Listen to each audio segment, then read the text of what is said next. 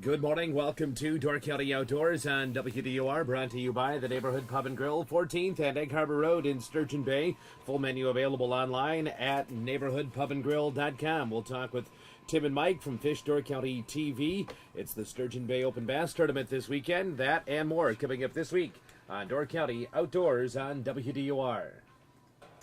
Welcome to Door County Outdoors. Tim Dwidiak, Mike Karampoulos from Fish Door County TV. Guys, good morning. Good morning. Hey, Chet. Well, talking about a lot of things today, but we do have Chris Degrave with us. He's a service manager over at Jim Olson Motors. Chris, good morning to you as well. Good morning, Chad. How are you today? Oh, pretty good. We wanted to talk to you because, well, the fishing season is here, right, Tim and Mike? And, you don't think about it, but how are you going to go fishing if you can't tow your boat? Well, that's exactly right, and I know I've known Chris for a long time because through having service done on the vehicles that I've owned, and it's a good time to think about, getting your trucks in there. And hey, Chris, what are some of the things that you need to probably do before it's like anything else before you get ready for that season? Some recommendations you have for getting the tow vehicle in and for service? Basically, a basic check over of all the main things. Obviously, all fluid levels, battery, anything like that, where you don't want to be left with the vehicle not starting or not performing properly when you're out and about. The one of the features that I know that you have, because I know through the course of the summer you get a lot of tourists that come up towing vehicles, and I would imagine through the course of the summer, judging by some of the license plates I've seen over there, you get a lot of people that have issues with them when they come and dropping their vehicles off and that. And it seems like you guys cater to those type of people, don't you? Yes, we do. It's a big part of the business in the summertime up here. Obviously, with the bass tournament, we have a lot of Chevy trucks and even some trailers that we've had to repair before, where you get a wheel bearing or say even a power window or something doesn't work, and the people come on in and try to get them fixed up as quick as possible. Obviously, they're here for a short time and looking to get back. Yeah, and I know, I know in talking to some people, and even over the course of the years, people would come in and they have a breakdown, and that is really true. You do kind of put them first priority because you do realize that, those people are up here for a short period of time, need to get back on the road, and that is true. I, firsthand experience. I've talked to some folks about that, and you guys get them in there, you bump them ahead, and you do everything you can to get them in and out the door, and to continue on with their vacation. And so now, obviously you guys are a Chevy dealer. Now you guys also have another opportunity for vehicles, so we'll be seeing some Jim Olson stickers on a lot of Dodge trucks now too, as well. Isn't that right? Yes, we just opened the Chrysler Dodge Jeep franchise next door in the old Bergstrom building. That opened up beginning April 2nd, I believe was the date. And they have a full line of service and sales from that building, and so it should be hopefully just as great as the services over here. So same, basically same ownership, but more so is the great service you're going to have between the both dealerships, correct? Correct. We pride ourselves on taking care of the customer. I believe throughout the years, we tried to build our name on that, taking care of people, getting them turned around in a timely fashion, helping them out when we can. Just a good relationship. Obviously, it's a small town, and you want to be able to take care of everybody. And as you know, word of mouth travels very fast, and we try to take care of everybody the best we can. So you're the service manager for the Chevy end. Is there a service manager for the Dodge end as well? Yes, Carla, who was over at our Express location across on the east side, moved over to the Chrysler building. She's the service manager over there. Then we have Dan Sterner that was here, and he's over service writing. And we brought another service writer in to take his spot over here, Travis, who started a couple months ago, so he's on board. We have him ready to go for the summer. Marcel basically took over the Express location, so pretty much we have a balanced staff to hopefully take care of everybody. So you bring up a good point. Some people, I guess we all kind of forget you do have the quick service center on the other side of town. What are some of the things that you can bring in over there? Basically, anything light duty they pretty much take care of as far as oil changes, bulbs, brakes, exhaust, any little minor, most of the stuff. They can do some of the heavier stuff, tires obviously. We do tires at all 3 locations, and we do oil changes at all 3. There's nothing that we shy away from at the main dealership. Anybody's more than welcome to come in, get a quick lube at any of the locations. So we basically put that location up just to help basically a space problem on this side, and then kind of take care of the people that are on the other side that have a hard time getting over to this side, the west side. Chris, guys having trouble with their trailers, you able to help them out in that regard as well? Yes, we've done, I wouldn't say a lot, but like I said, we've had people break down. Most common is a wheel bearing. A lot of times they'll have an electrical problem where they don't have brake lights, turn signals, stuff like that. And we've taken care of all types of trailers, trucks. We obviously specialize in GM, but we've done Toyotas, Nissans, GMCs, Chevys, Dodges, and now we have the Dodge. So should be able to take care of just about anybody that comes in. We try to take care of them. So the hours over at the service center on the west side, are they extended, or is it the same hours as your other stores? Basically the same hours. Basically the quick lube runs a little bit longer. They're open till 5:30. We're open till 7:30 to 5, Monday through Friday, and then 8 to noon on Saturdays. And the Chrysler is pretty much the same. The Express is open a little bit later. They're open till 5:30 during the week, 7:30 to 5:30, and then they're also open 8 to 2 on Saturdays, so it gives you a couple extra hours on Saturdays. And if you need emergency towing, God forbid that you have a breakdown, there's also a service for that as well? Yes, we offer 24-hour towing, and there's after-hours phone service. We do work with the Sheriff's Department, so if you need anything and you're out on the side of the road, they can contact us also. So call us direct, call them, however it's easiest to get through, and we'll get someone out there to you. Well, I'll tell you what, definitely it's kind of a funny thing. It's we like seeing you, but we don't necessarily like seeing you when we have problems with our vehicles, but it's always great to know that you guys are in town providing great service. And now you got great service on the Dodge products as well.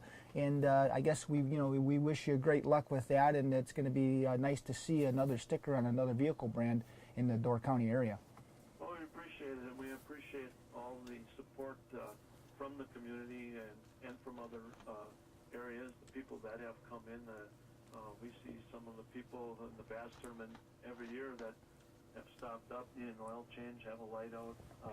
So we've known some of these people that have been up here, 5, 10, 15 years even, doing the Bass Tournament every year. So we appreciate it. We appreciate the community support that we have, and we look forward to serving anybody that we can. See, all those hours though, Chris, now you got to work your way of, when you take care of some of those guys, is now bartering to get in their boat to go fishing with them at some point as well. A few lessons maybe, right, Tim? Yeah. Just don't barter with Tim. Barter on something else. Yeah. My advice. Yeah, because if it was me, my bill would be way out of whack. He'd fish with me for the rest of the year. We wouldn't. Yeah, we seem catch up. We seem to have a lot of issues in our family with service things. So, Chris, thanks for your time today.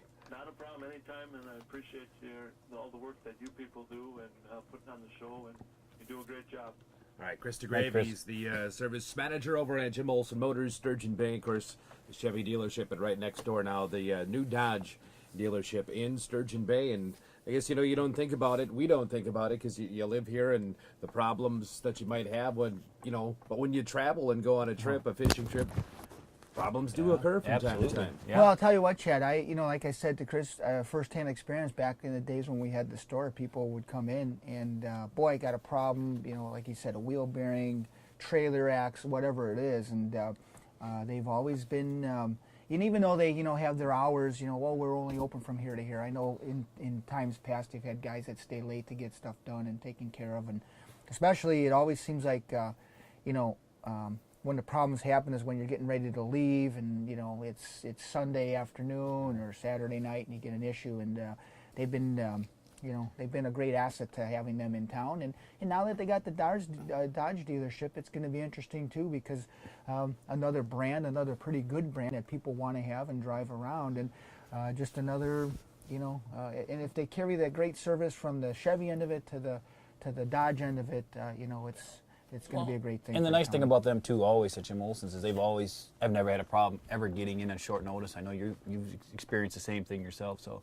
For anyone that's up here, only for a few days, if you can't get in right away, it kind of defeats the purpose if you have trouble. But you never had an issue over there, so that's what's nice. Well, and that's the thing, obviously they take care of their, if you buy a vehicle there, obviously they take care of you. But even if you didn't, and especially those out-of-town people, they get them in I shouldn't even say as soon as they can. In some instances, they'll bump because they realize, hey, it's an emergency situation. Right. And they like to get them in and out. And like Chris had said, over the years, you develop a relationship with these people, and they come back. Sure. And hopefully down the road, maybe it turns into a vehicle sale for them at some point or another. All right, let's take a break here. We'll come back. Of course, there's a lot of bass fishing going on this weekend. You guys have been out and about, so we'll see what the fishermen might be expecting as they fished yesterday and today in the Sturgeon Bay Open Bass Tournament. We continue on Door County Outdoors, brought to you by the Neighborhood Pub and Grill in Sturgeon Bay. We continue on Door County Outdoors now on WDOR, so it's the 22nd annual Sturgeon Bay Open Bass Tournament. We have one former winner with us on the show this week. Sorry, Mike. Yeah, that's all right. I don't know if you've ever fished a tournament. Well, one time. Okay. So yeah, I was over, but I admit it. So, but the tournament has changed a lot since the weight that Tim won with. I mean, that wouldn't even be top 20. No, we want to clarify that too, but well. Things change, evolve, the fishery changes, and the one thing that the one thing that I was told years ago was that when you win it, they can never take that away from you. So even back when I'm long gone, the record books will show. But it is true, and that's the beautiful thing of that tournament. When you go back to the first couple years of the tournament, you look at the weights. Now, some of those first few years of the tournament were a little deceiving because the weights were based on a 10-fish limit. And then they went to a 6-fish limit. But even so, I think in the beginning some of those weights were 2.5-pound averages, which are nice fish. But then you fast forward 20 years later, and now you're looking at 5-pound average of fish, or even better. Mike and I can both attest for not just from our fishing end of it for all the years of fishing, but some of the work that we're doing with the DNR, and again we're ever vigilant, to kind of get out their story of what they're doing and how they're making our fishery that much better. And again, last week we were out doing some survey nets with them in some of the spots, and I think Mike can attest at how good the bass fishery is. It's phenomenal. It was pretty amazing. I mean, we did the muskie show, and that was amazing. But when you see the numbers of smallmouths that are showing up in those nets in less than a 24-hour period, probably 12 to 18 hours only. Yeah. And the size of the fish, on average, we saw some big fish. We didn't see any 6-pounders probably, but we saw a lot of fish in that 4 to 5 pound range. And the numbers of them, numbers of quality fish, it was pretty impressive. And the thing is that earlier this week we were driving home from fishing, and we were talking about. Just what Mike had brought up about, that elusive 6-pound fish or that 7-pound fish. In 22 years of that tournament, for how many years? Yeah, it was the first 18, 19 years, there never was a fish over 6-pound weight. Then there was a fish over 6 pounds. Then there was a fish over 7 pounds. So, part of it is that, when you go and you see these fish, like, we've seen these fish in these nets, not that we weighed them, but, we measured them and aged them. Well, we didn't, but the DNR guys did. So when you look at that and, you're looking at, the best survey that you could probably go by, and, we're not, we're seeing the top of the food chain, let's say, as far as size of fish. Yep. So I guess what we're trying to say is that when you do catch a fish that's, if you're lucky to get one that's 6 pounds or even a 7-pounder, how rare a fish like that is, and just based on the numbers from the bass tournament, if you go back 20-something years, you do all the numbers on how many fish were caught over those years, and there was, what, we were doing the math. fish? It was, for the first 18 years or whatever, when they hadn't caught a 6-pounder, look at the numbers. There's 2,500 fish, 2,000 to 2,500 fish. Times 18 years. Times 18, you're looking at 45,000 fish, somewhere in that range, that have been caught during the prime time of the season, at least for what we are allowed to fish up here, from season-wise. And you're looking at none over 6 pounds for the first 45,000 fish or so, 40 to 45,000 fish. That tells you something about the actual size. And now that we're seeing some, it's really amazing. In the last few years, we've seen quite a few over 6 and a couple over 7 even. Yep. So it shows you how the fishery is changing. Fish are actually getting bigger. There's no question. I mean, that's undeniable just by looking at those numbers. And, just in our non-scientific, just in talking with some of the, people from the DNR, definitely the goby population. In fact, earlier in the week I was out fishing, caught some bass that were, spitting up gobies. Mm-hmm. So that definitely has changed those fish. It's, obviously increased their size. But the funny thing is, though, is that, and, Mike and I are lucky to do what we do. There's no doubt about it. But when you catch fish on a daily basis and you're looking at them and, you can guess them like, well, that's a 20-incher, and then you measure and it might be 19 and a half. But to actually catch a true 20-incher is really it's a hard task. Yeah, big fish. But when you see a fish like that, I guess the point behind this is that a lot of people would take some of those fish and think that they're bigger than what they are because they do look impressive. But then when you do get one that's over 20 inches, a 21 or 21 and a half, or it might caught a 22-incher, when you see them in the water, you could easily understand why someone might think that might be 7 pounds, or we've even heard 8 pounds, because they just are unbelievable in size. And in fact, the age of those fish, the DNR was talking, 15, 16, 17 years old. In fact, in one of the nets, there was a bass in there so old that the whites of its eye, it's like it almost had, cataracts. Yeah. And that's how old that bass was. So when you see that and you're like, it just kind of blows your mind. And then it kind of brings into, the consciousness of, hey, catch and release is probably a good thing if you're going to keep a few bass to eat. Maybe keep those fish, 14, 15, 16 inches, those big fish, because, we do know that they're old fish. And the unique thing is that in some of those spots, because, they take those fish, they, clip their tail to know that they've been, trapped. What did they have? Over in 500 and something fish, they only had 5 or 6 recaptures in a short period of time. So that kind of tells you that there's a good population of fish coming through there. And in a small area too. That's what's even more impressive. It's not like we were talking about nets spread out over a huge stretch of water where you would expect fish to be different.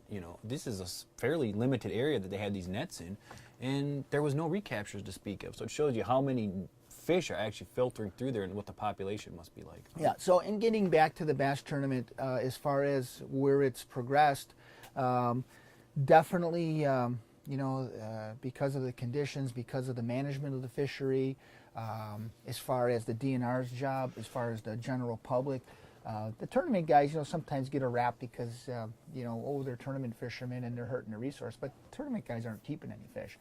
And, especially when you catch those fish in cool or cold water, those fish survive very, very well.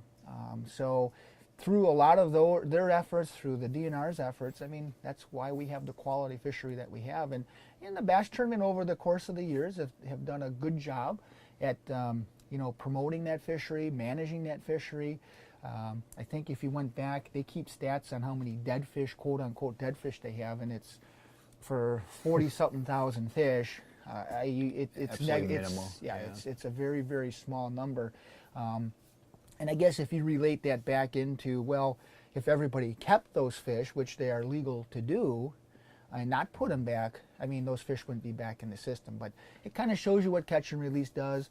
It kind of shows you what the tournament and getting the draw of people to come here. It's kind of put, Door County, Sturgeon Bay on the map as far as one of the premier smallmouth fisheries around. Yeah. It used to be, well, it's one of the top 10. And in the recent years with some of those bigger fish, it's gotten a lot of national attention for, a place to catch a smallmouth over 6 pounds or even 7 pounds. And again, We know that those are very, very, very rare fish, but now they've been caught, and you know the only real proof is when you do catch one in a tournament, it's an official weight, it's official.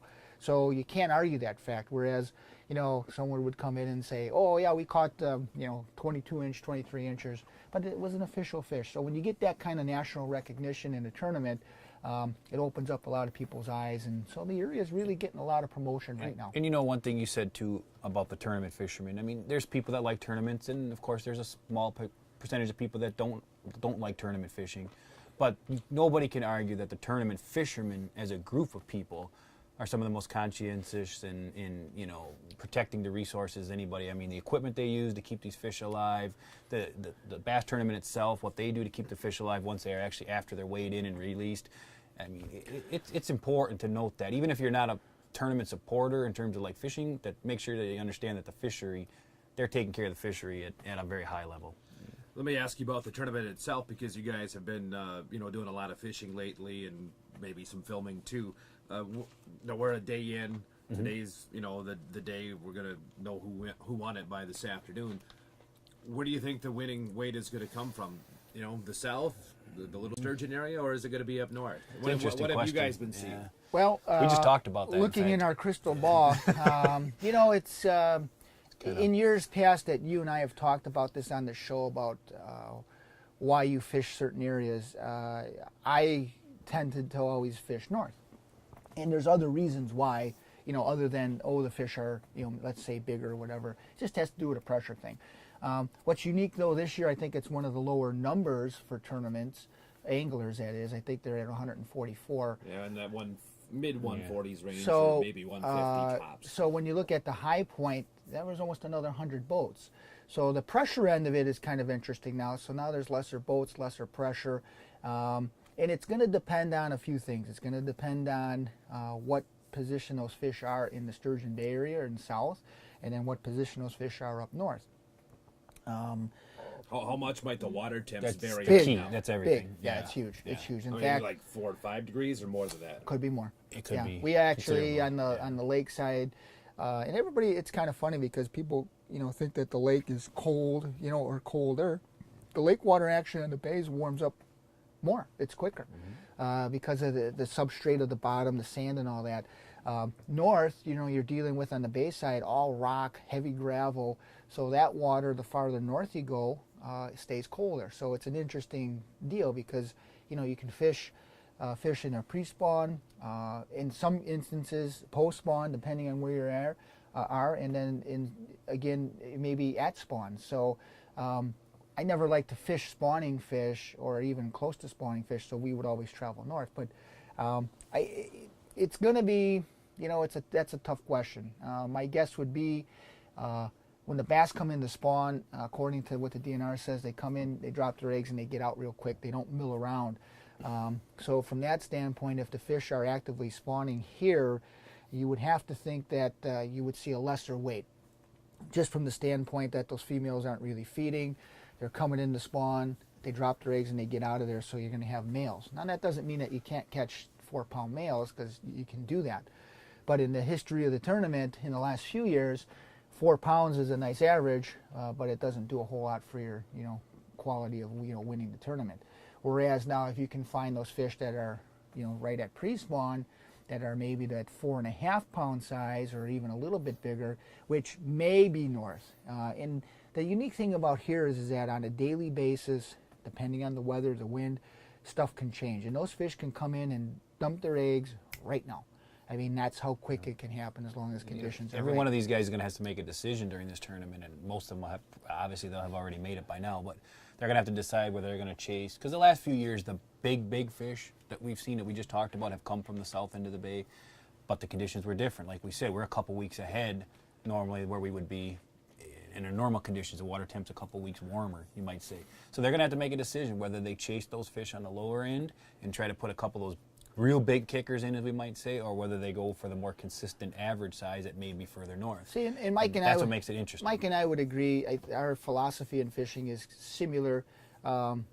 If we were fishing the tournament, we would tend, it's kind of like when Matt and I fished it, we tended to like to do our own thing, fish our own water, and be in control of our own destiny, meaning that You know, sometimes, and we see this all the time, especially now when we're out filming, you're in an area and you're fishing amongst boats, you start catching some fish, start filming, all of a sudden all these boats are around you and then they're following you all over. So for us, it's best to just kind of... They're just trying to get on TV. Well, I don't know about that. yeah. Well, you better start, you better stop chasing us. And we do have it on video proof. But I guess the point is that it's your mentality on how you want to approach this tournament. We always liked fishing in our own thing, our own world, not having to worry about boat traffic or following boats or having boats follow us, and doing our own thing. And being here as long as we have, it's just a matter of we know where the fish are, we know how to catch the fish, and it's just a timing thing. Are those fish going to be there when we happen to come through? So, you basically get a milk run of spots. Maybe you got a dozen spots that you can hit in a day, depending, and you hit them until you find the fish that you need to catch. And if you don't catch them, you just keep moving and moving and moving. Equal parts luck and skill, or a little more skill? It's more skill. There's no doubt. But luck there is some luck involved in catching those big fish. But luck is, no question. it's, and here's the difference. What's changed in back in '98 when we won the tournament to where it is now, and even before the guys that 22 years ago that won. Everybody now is a good angler. They're very, very good anglers. So if everybody fishing is similar at the same level, so now what makes a guy different? How are you going to win if we're all fishing at the same level? So that's one of the things where, you're in an area, and some people would say it's luck. I always like to think of it as that you have to make your luck, meaning that you have to make the right decisions based on your experience. If you're going to make a move to, an area, it's based on history. We've known in years past these fish come in here, and when there's boat traffic in here, sometimes those fish will slide out. And it's luck. You still got to get that fish to bite, but it's more like an educated type, And look at the one thing about tournament fishing that we've always talked about, you always hear. Tournament fishing kind of, it spawns almost new ideas, new techniques, and that's where the skill factor comes in. We've seen it in the bass tournament the last few years, a lot of new techniques are coming out of tournament fishing, whether it's at this level or whether it's at the BASS, FLW, big stuff. That's what's interesting about it, and that's where the skill comes in. Guys that come up with new techniques, new ideas, new twists on things, they're usually the ones for the first few years at least, before everyone else picks up, puts big numbers of fish in the boat. That's a great point, and that is the key to tournament fishermen. It is that technology comes from the tournament guys. Yeah, and I think the skill part of it is like a tournament like this, because you can't. It's not one fish you have to catch. Exactly. And it's 2 days, right? So you have to be consistent, and that's what really makes it interesting. All right, well, tournament is today. Kids, a lot of activities for the kids starting at 10:30 this morning. Live music, Johnson Project. I guess Bob Starr involved in that. That's 3 to 7 today. The weigh-in is at 3 o'clock this afternoon at Sawyer Park on Sturgeon Bay's west side. Guys, what's your program this week on Fish Door County TV? This week we got a bass fishing show up, and then, actually, no, this will be the walleye show this week. Yeah, we're jigging walleyes during the day, bright sun, flat conditions, put some big fish in. It's a pretty cool show. Not just nighttime for walleyes anymore, daytime for sure. Absolutely. All right, sounds good. That's Tim and Mike from Fish Door County TV. Our thanks to Chris Degrave. He was service manager over at Jim Olson Motors, Sturgeon Bay. Bass tournament this weekend. That's it for Door County Outdoors, brought to you by the Neighborhood Pub and Grill in Sturgeon Bay.